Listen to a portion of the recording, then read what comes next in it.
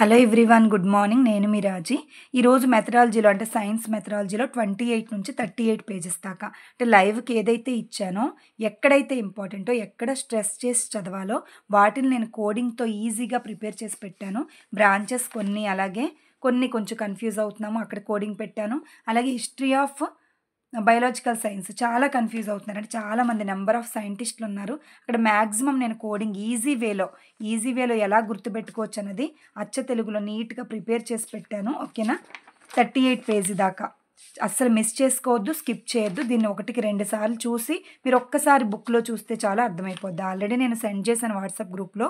గ్రూప్‌లో ఎవరైనా ఇంకా జాయిన్ అవ్వకపోతే గ్రూప్‌లో లింక్ ఇచ్చాను డిస్క్రిప్షన్‌లో. జాయిన్ అవ్వండి. జాయిన్ అయితే అక్కడ ఇన్ఫర్మేషన్, అలాగే లైవ్‌లో ఎప్పుడు ఆ ఇన్ఫర్మేషన్ అంతా అర్థమవుద్ది. 28 పేజ్‌లో చూడండి. జీవశాస్త్రం శాఖలు, బ్రాంచెస్ ఆఫ్ బయాలజీ. మెయిన్‌గా 3 టైప్స్. ప్రైమరీ బ్రాంచెస్ ఏంటంటే బాటనీ, జువాలజీ మనకు తెలిసినవే. నెక్స్ట్ జీవశాస్త్ర సంబంధిత శాఖలు చూడండి. రిలేటెడ్ బ్రాంచెస్ ఏంటంటే రెండే, మెడిసిన్ అండ్ అగ్రికల్చర్. ఈ 2 చూసుకోండి, ఈ 2 చూసుకోండి. మిగతావన్నీ కూడా మామూలుగా కొన్ని శాఖలు ఇచ్చాడు. తర్వాత అప్లైడ్ బ్రాంచెస్ అని చెప్పి కొన్ని అనువర్తిత శాఖలు ఇచ్చాడు. చూద్దాము. దాంట్లో మెయిన్‌గా ఇంపార్టెంట్‌వి అలాగే వెరైటీగా ఉన్నవి చూద్దాము. కొన్ని శాఖలు ఏంటంటే జన్యుశాస్త్రం అంటే హెరిడిటరీ. కణశాస్త్రం ఎందుకు చెప్తున్నానంటే కణ నిర్మాణము, కణజాలాల గురించి. అదే హిస్టాలజీ ఏం చెప్తది? కణజాలాల నిర్మాణం గురించి. టిష్యూస్ గురించి ఓన్లీ మామూలుగా కొన్ని కణాలు కలిసి టిష్యూ ఏర్పడతాయని చెప్పేది కణశాస్త్రం. సైటాలజీ అయితే, హిస్టాలజీ ఏం చెప్పుతదంటే కణజాలాలు పూర్తిగా వాటి నిర్మాణం ఎలా ఉంటది? ఎటువంటి కణాలతో ఏర్పడుతది? వాటి ఫంక్షన్ ఏంటి? టిష్యూస్ యొక్క ఫంక్షన్ ఏంటి? అవన్నీ చెప్పేది హిస్టాలజీ. ఓకే. వేరియేషన్ తెలుసుకోండి. నెక్స్ట్ పేలియంటాలజీ అంటే శిలాజాలు, ఫాసిల్స్ గురించి తెలియజేస్తది. Next applied biology. అప్లైడ్ అంటే చూడండి ఇక్కడ జీవ సాంకేతిక శాస్త్రం, బయోటెక్నాలజీ. అంటే జీవశాస్త్రంలో సాంకేతికత గురించి, ప్రత్యేక ప్రయోజనాలు, యూజెస్ గురించి తెలియజేస్తది. నెక్స్ట్ యాస్ట్రోబయాలజీ లేదా జీనోబయాలజీ లేదా ఎగ్జోబయాలజీ. ఖగోళ శాస్త్రం కంటే వీటి పేర్లు గుర్తుపెట్టుకోండి, ఎక్స్‌ట్రా పేర్లు. అదేంటంటే భూగోళానికి అవతల ఉన్న, భూమికి అవతల ఉన్న జీవం గురించి, అక్కడ జీవం ఉండడానికి అవకాశం ఉందా లేదా అని గురించి తెలుసుకోవడం గురించి జీనోబయాలజీ లేదా యాస్ట్రోబయాలజీ లేదా ఎగ్జోబయాలజీ. నెక్స్ట్ మెరైన్ బయాలజీ అంటే సముద్ర జీవులు. మెరైన్ అంటే సముద్రం, సీ వస్తది. సముద్ర జీవుల గురించి. నెక్స్ట్ మాలిక్యులర్ బయాలజీ అంటే అణుస్థాయిలో జీవాన్ని అధ్యయనం చేయడం. మాలిక్యులర్ స్థాయిలో జీవాన్ని అధ్యయనం చేయడం. నెక్స్ట్ ఏరోబయాలజీ. ఏరో అంటే గాలిలో ఉండే స్పోర్స్, పుప్పొడి రేణువులు, వీటి గురించి అధ్యయనం చేయడం. ఇంపార్టెంటే ఏరోబయాలజీ. నెక్స్ట్ ఫైలోజనీ. ఫైలోజనీ లేదా చూడండి తెగ లేదా సమూహ జీవుల పుట్టుక గురించి. తెగ ఒక తెగ లేదా జాతి లేదా వాటి యొక్క జీవుల పుట్టుక గురించి తెలియజేసేదే, జాతుల మధ్య సంబంధాల గురించి తెలియజేసేదే ఫైలోజనీ. జాతులు, ఫైలోజనీ జాతులు. ఓకే. నెక్స్ట్ సంబంధిత శాఖలు చెప్పాను కదా. మెడిసిన్. మెడిసిన్ అంటే మందుల గురించి, ఆరోగ్యం గురించి. వ్యవసాయం అంటే పంటల గురించి. ఈ 2 సంబంధిత శాఖలు రెండే. ప్రైమరీ రెండే, సంబంధిత రెండే. నెక్స్ట్ చూడండి మిగతా చాలా శాఖలున్నాయి. ఇంకా ప్రత్యేక అంశాలేంటంటే అరేనియాలజీ. అరేనియాలజీ అంటే స్పైడర్ గుర్తుపెట్టుకోండి. స్పైడర్‌లో ఉంది కదా! స్పైడర్ అనుకోండి. అరేనియాలజీ వచ్చేస్తది. సాలీడుల గురించి. ఓకే. స్పైడర్ గురించి. నెక్స్ట్ బ్యాక్టీరియా, ఇవన్నీ ఈజీగే.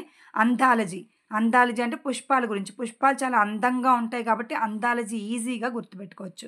నెక్స్ట్ కార్డియాలజీ గుండె గురించి. కాండ్రాలజీ.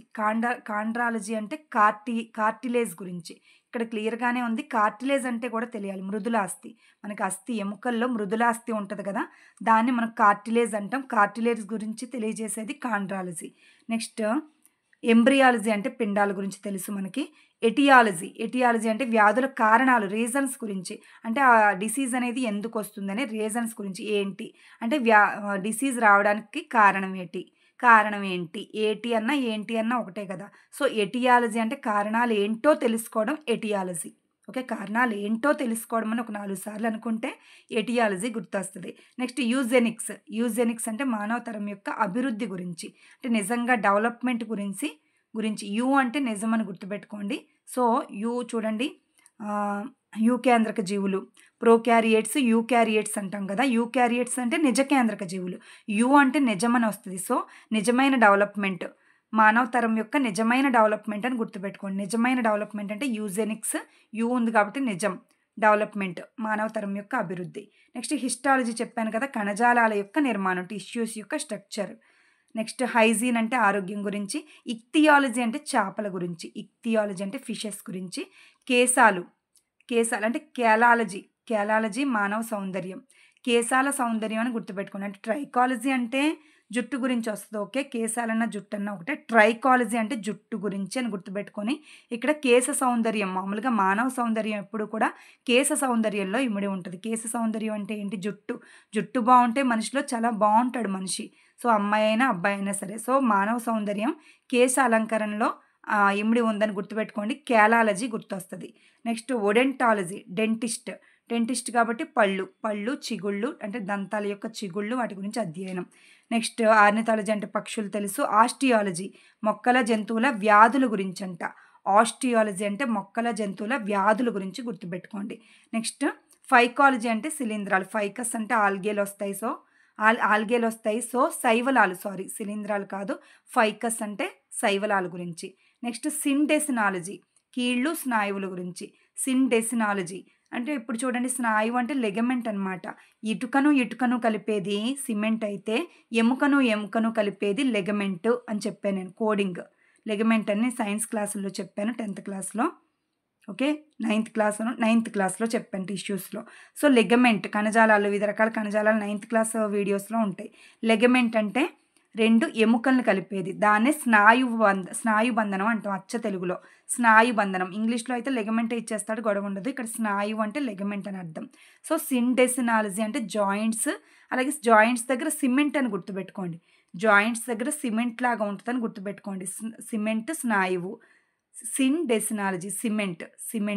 జాయింట్ దగ్గర సిమెంట్. సిండెసినాలజీ స్నాయువులు. కీళ్ళు అంటే జాయింట్స్, స్నాయువుల గురించి. నెక్స్ట్ ట్రైకాలజీ అంటే జుట్టు గురించి.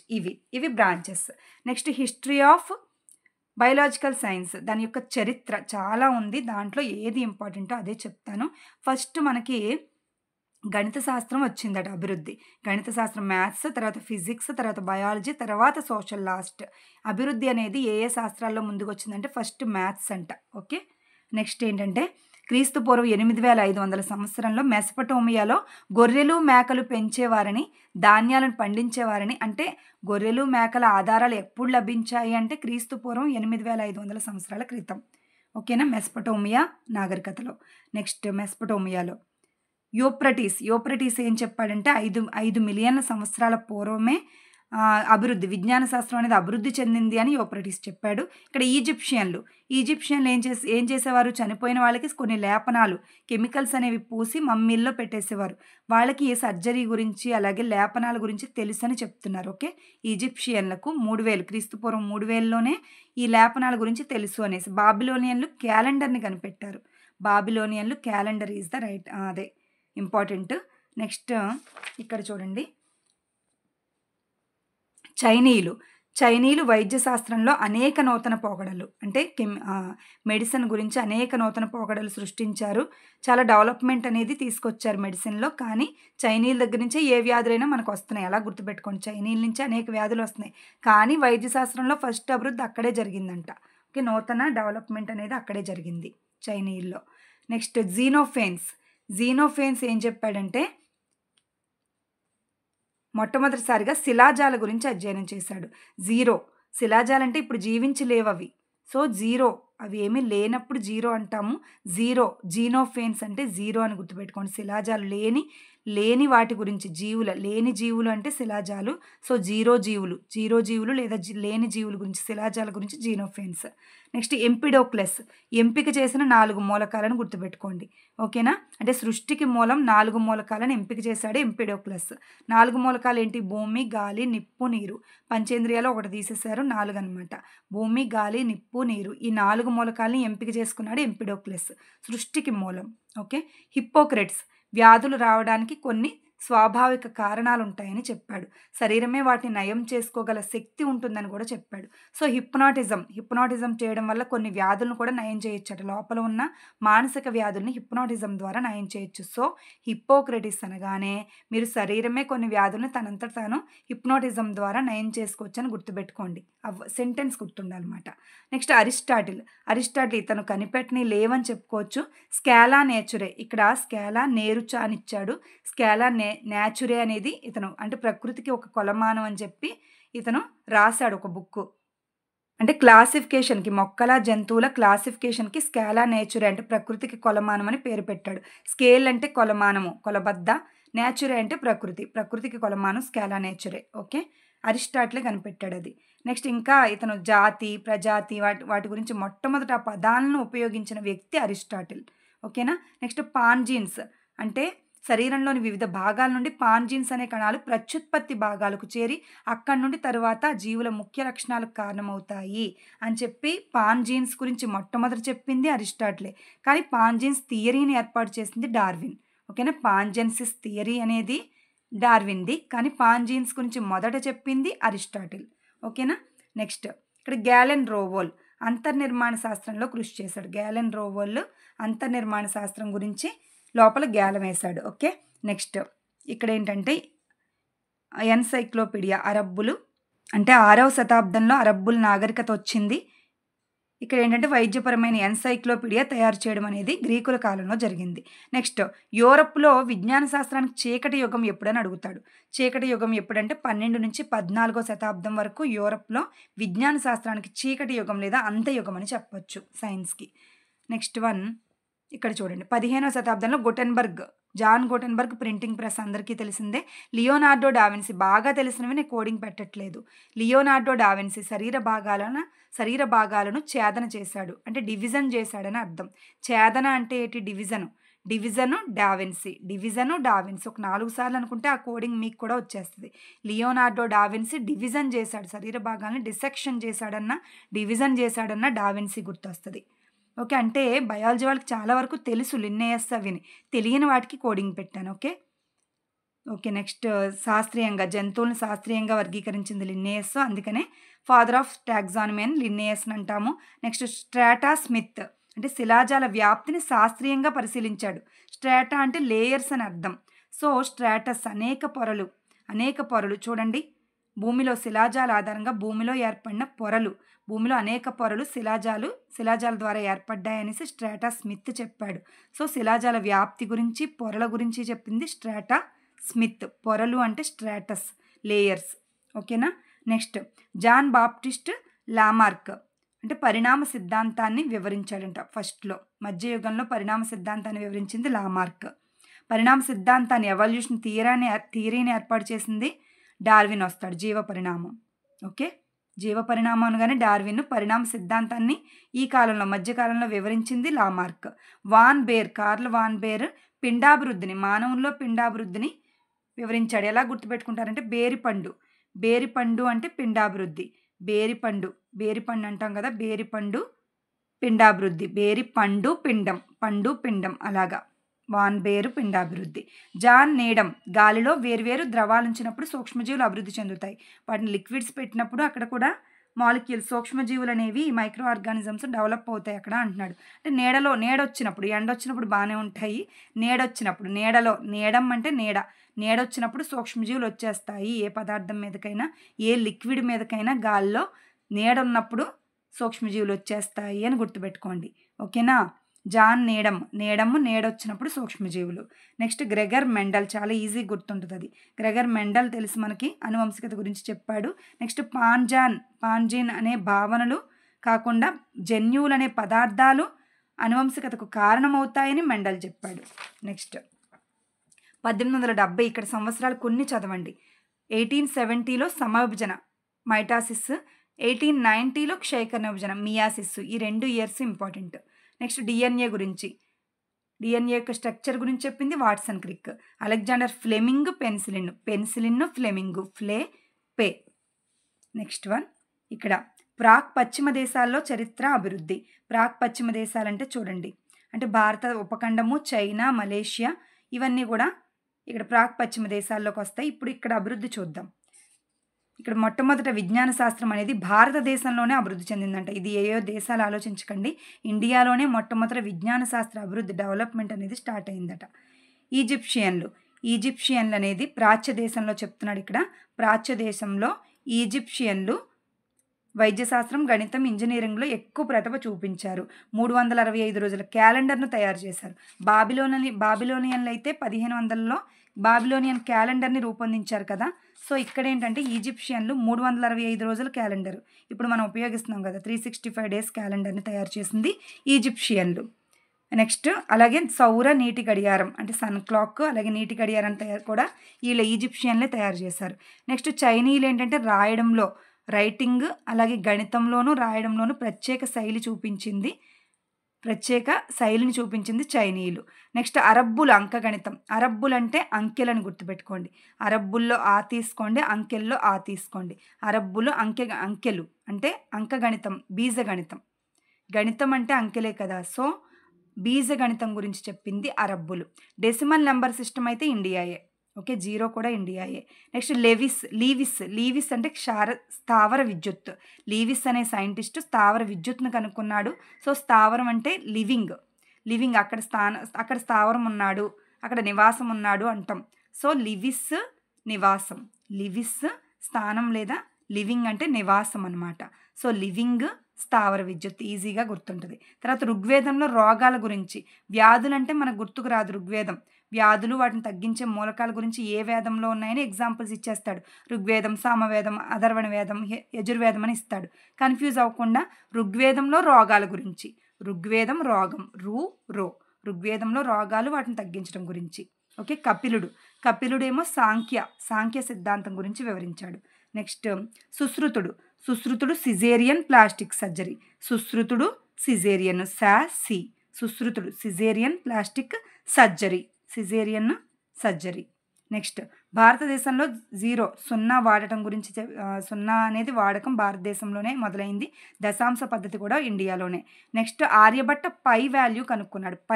పై వాల్యూని 22/7 ఉంటుంది కదా, 22/7. 5 వాల్యూని కనిపెట్టింది ఆర్యభట్ట. సో, తలపై బట్ట వేసుకోవడం, తలపై గుడ్డ వేసుకున్నాం అంటాం కదా. సో, ఏది పాలుపోనప్పుడు తలపై గుడ్డ వేసుకోవాలంటాం. సో, తలపై బట్ట పై అంటే పై వాల్యూ, బట్ట అంటే ఆర్యభట్ట. ఈజీ. నెక్స్ట్ సూర్యకేంద్రక క్యాలెండర్ని తయారు చేసింది ఇండియన్స్. నెక్స్ట్ ఇక్కడేం చూసాము, సౌర గడియారం అంటే ఈజిప్షియన్లో వస్తుంది కానీ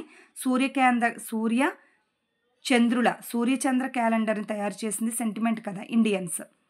నెక్స్ట్ ఢిల్లీ, జైపూర్, ఉజ్జయినిల్లో పట్టణాల్లో ఖగోళ పరిశోధనా కేంద్రాలను స్థాపించింది రాజా జైసింగ్.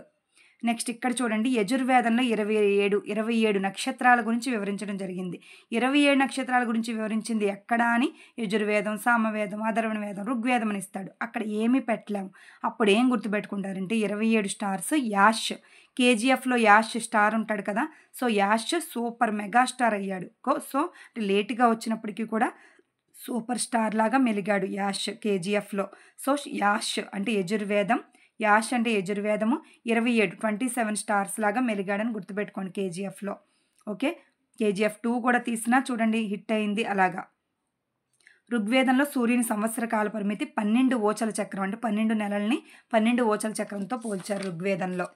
నెక్స్ట్ సిద్ధ నాగార్జునుడు రసరత్నాకరం రాశాడు. అలాగే స్వేదనం, డిస్టిలేషను, ఉత్పతనము, లోహ సంగ్రహణం అనే విధానాలను కూడా, ప్రక్రియలను కూడా కనిపెట్టింది సిద్ధ నాగార్జునుడు.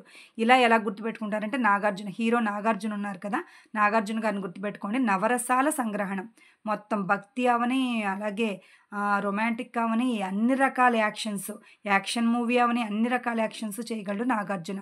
సో, నవరసాల సంగ్రహణం నాగార్జున. చెమటోడ్చి కష్టపడతాడు, చెమటోడ్చి యాక్షన్ చేస్తాడు అని గుర్తుపెట్టుకోండి. చెమట అంటే ఇక్కడ స్వేదనము, అలాగే లోహ సంగ్రహణం అంటే నవరసాల సంగ్రహణంలో వస్తుంది. నవరసాలు అంటే రసరత్నాకరం. సో, ఇవన్నీ ప్రక్రియలు నాగార్జున. నెక్స్ట్ చరక సంహిత. చరకుడు, చరక సంహిత, చర్మ వ్యాధులు అన్నీ చాలే. నెక్స్ట్ వన్ ఇక్కడ చూడండి, వకద కాత్యాయిని అనే వ్యక్తి భౌతిక ప్రపంచం యొక్క అణు నిర్మాణాన్ని గురించి వివరించాడు, మాలిక్యులర్ స్ట్రక్చర్. నెక్స్ట్ వరాహమిహిరుడు, పంచ సిద్ధాంతం. వరాహం అంటే పంది కదా, సో పంది అని గుర్తుపెట్టుకుంటే పంచ గుర్తొస్తుంది. పంది పంచ. వరాహమిహిరుడు పంచ సిద్ధాంతం. మీకు ఇక్కడ వెరైటీగా అనిపించినా, ఎటకారంగా అనిపించినా కానీ అక్కడ కోడింగ్ ద్వారా గుర్తుపెట్టుకున్నవే బాగా గుర్తుంటాయి, ఫాస్ట్గా పెట్టగలుగుతాం. వరాహమిహిరుడు పంచ సిద్ధాంతం, పంది పంచ. మహావీరుడు గణిత గణిత సార సంగ్రహం, మహావీరుడు రాసింది గణిత సార సంగ్రహం. శ్రీధరాచార్యుని త్రిశతిక, శ్రీధరాచార్యుడు రాసింది శ్రీ అంటేనే 3 కదా, 3 నామాల కింద గుర్తుపెట్టుకోండి. శ్రీధరాచార్యుడు త్రిశతిక.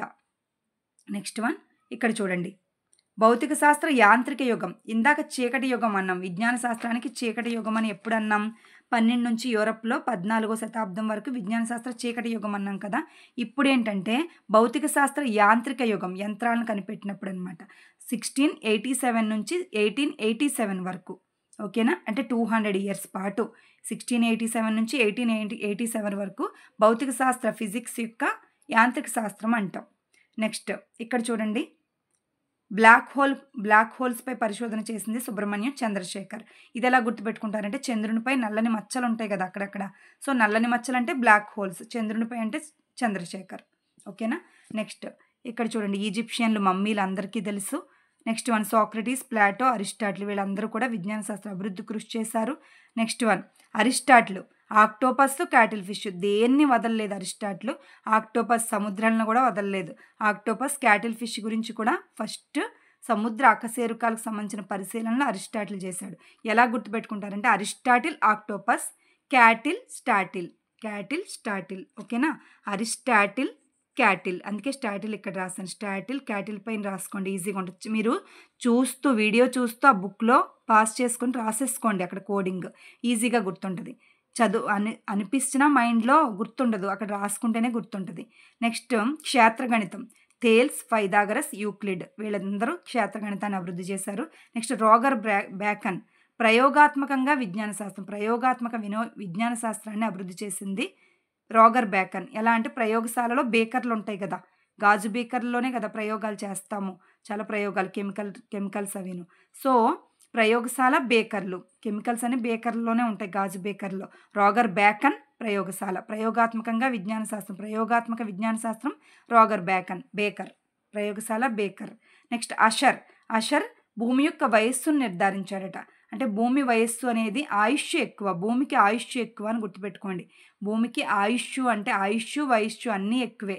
సో ఆయుష్ అనుకుంటే అషర్, భూమి వయస్సును నిర్ధారించింది అషర్. నెక్స్ట్ ఆంటోనీ లారెన్స్ దహన క్రియ గురించి చెప్పాడు. అంటే శ్వాసక్రియ కూడా ఒక దహన క్రియే కదా, అలాగా. సో మంటలు అంటుకుంటే దాన్ని దహన క్రియ అంటామని గుర్తుపెట్టుకోండి. మంటలు అంటుకోవడం ఆంటోనీ, చూడండి ఎక్కడా లేని కోడింగ్ ఇది. మంటలు అంటుకోవడం ఆంటోనీ దహన క్రియ, ఓకేనా? నెక్స్ట్ జౌల్, ఎలాగో మన ఉష్ణానికి జౌల్లే ప్రమాణం కాబట్టి జౌల్ ఉష్ణం ఒక విధమైన శక్తి స్వరూపం అని చెప్పాడు. మైకేల్ ఫారడే విద్యుదయస్కాంత సిద్ధాంతం అని గుర్తుపెట్టేసుకోండి, కలిపి చదివేసుకోండి. లేదా ఫార్ అంటే దూరంగా ఉన్న అయస్కాంతం లాగా ఆకర్షించాలని గుర్తుపెట్టుకోండి. ఫార్ అంటే ఫారడే, అయస్కాంతం లాగా, అయస్కాంత విద్యుత్ ఉత్పత్తి సిద్ధాంతం. అయస్కాంతం అనేది విద్యుత్ ఉత్పత్తి చేస్తుందని చెప్పాడు Michael Faraday. Next Charles Darwin తెలుసు మనకి, జీవ పరిణామం, ఎవల్యూషన్ థియరీ. గుండెకు రక్తాన్ని, విలియం హార్వే ఏమో రక్త ప్రసరణ గురించి చెప్తే, గుండెకు రక్తాన్ని అందించే విధానం అంటే ధమనులు సిరల ద్వారా అందించే విధానం గురించి చెప్పింది Malpighi, important.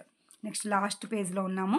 Robert Koch, జకారియస్ Johnson ఏమో మైక్రోస్కోప్, సూక్ష్మదర్శిని కనుగొన్నది జకారియస్ జాన్సన్. మామూలు సూక్ష్మదర్శిని అయితే జకారియస్ జాన్సన్, ఎలక్ట్రాన్ మైక్రోస్కోప్ అయితే నాల్ మరియు రస్కా వస్తారు. నెక్స్ట్ రాబర్ట్ కోచ్ క్షయ, కలరా క్రిములను కనుక్కున్నాడు. కోచ్ కలరా, క్షయ, ఓకే. నెక్స్ట్ గ్యాలన్ ఏం చేశాడంటే జంతువుల విచ్ఛేదనం చేసి వాటి లోపలి భాగాల గూర్చి కూడా చెప్పాడు. జంతువులను డిసెక్షన్ చేసి వాటి లోపల భాగాల్ని, జంతువులను గెలికి అని గుర్తెట్టుకోండి, గ్యాలన్ జంతువులు విచ్ఛేదనం చేసి వాటి లోపలి భాగాలను కనిపెట్టాడు, లోపలి భాగాల గురించి చెప్పాడు గ్యాలన్. నెక్స్ట్ రాబర్ట్ హుక్ కణాన్ని 1665లో, year important. Next Schleiden Schwann cell theory తెలుసు కదా, కణ సిద్ధాంతం. Leeuwenhoek bacteria, easy. Karl Baer సూత్రాన్ని క్లాడీ బెర్నార్డ్ శరీర ధర్మశాస్త్ర సూత్రాల్ని వివరించాడు. శరీర ధర్మశాస్త్ర ఫిజియాలజీ యొక్క ప్రిన్సిపల్స్ని వివరించింది cloddy Bernard. Next Rutherford bore పరమాణు నమూనా, పరమాణు నమూనాలను ఏర్పాటు చేసింది రోదర్ఫర్డ్, బోర్ ఇద్దరు. పరమాణు నమూనా కెమిస్ట్రీ అనమాట. నెక్స్ట్ హ్యూగో డివ్రీస్ ఉత్పరివర్తన సిద్ధాంతం మ్యూటేషనల్ థియరీ. నెక్స్ట్ మెండల్ జన్యుశాస్త్ర సూత్రాలు principles of genetics. Next Glasgow mechanics సంస్థ, ఇవన్నీ అవసరం లేదు. నెక్స్ట్ ఏంటంటే ఆర్మ్స్ట్రాంగ్ అన్వేషణ పద్ధతిని హ్యూరిస్టిక్ మెథడ్ని కనిపెట్టింది ఆర్మ్స్ట్రాంగ్. ఐఆమ్ స్ట్రాంగ్ అని అన్వేషణ పద్ధతిని కనిపెట్టాడు. నెక్స్ట్ ఏంటంటే సాపేక్ష సిద్ధాంతం, ఐన్స్టీన్ సాపేక్ష సిద్ధాంతం ఒకటి ఇంపార్టెంట్. సాపేక్ష సిద్ధాంతం థియరీ ఆఫ్ రిలేటివిటీని కనిపెట్టింది ఐన్స్టీన్. నెక్స్ట్ అయిన వాళ్ళే రిలేషన్లో ఉంటారని గుర్తుపెట్టుకోండి. రిలేటివిటీ ఓకేనా, థియరీ ఆఫ్ రిలేటివిటీ సాపేక్ష సిద్ధాంతం. ఇంగ్లీష్లో అయితే కొంచెం ఈజీ ఇది, రిలేటివిటీ ఐన్స్టీన్ అయిన వాళ్ళు. నెక్స్ట్ ఎడ్యుకేషన్ యాక్ట్ 1944లో ఎడ్యుకేషన్ యాక్ట్ అమల్లోకి వచ్చింది అన్నాడు. అంతే, ఇక్కడ వరకు అప్పటికే 25 minutes వచ్చింది. ఎంత ఫాస్ట్గా చెప్పినా ఒక 2 times చూసి మీరు 28 నుంచి 38 పేజీ దాకా చదివేసేయండి. రేపటి లైవ్లో నేను 2 గంటలకు, రేపు మధ్యాహ్నం 2 గంటలకి క్వశ్చన్స్ అడుగుతాను. ఇంకా ఎవరైనా వాట్సాప్ గ్రూప్లో జాయిన్ అవ్వకపోతే జాయిన్ అవ్వండి. జాయిన్ అయిన వాళ్ళు లెఫ్ట్ అయిపోవద్దు. చాలా ఇన్ఫర్మేషన్ డిఎస్సి వరకు కూడా నేను మీకు తోడుంటాను. డిస్క్రిప్షన్లో లింక్ ఉంది, వాట్సాప్ గ్రూప్లో జాయిన్ అవ్వండి. ఇంకా ఎవరైనా ఛానల్ సబ్స్క్రైబ్ చేసుకోకపోతే సబ్స్క్రైబ్ చేసుకోండి. ఇలాగే మీకు నోటిఫికేషన్స్ అనేవి వస్తాయి, అంటే ఇంపార్టెంట్ న్యూస్ వస్తుంది. అలాగే డైలీ లైవ్ ఏది ఉందో ఏ టైంకి ఉందో సిలబస్ ఏంటో అర్థమవుద్ది. ఓకేనా, థ్యాంక్ యూ సో మచ్.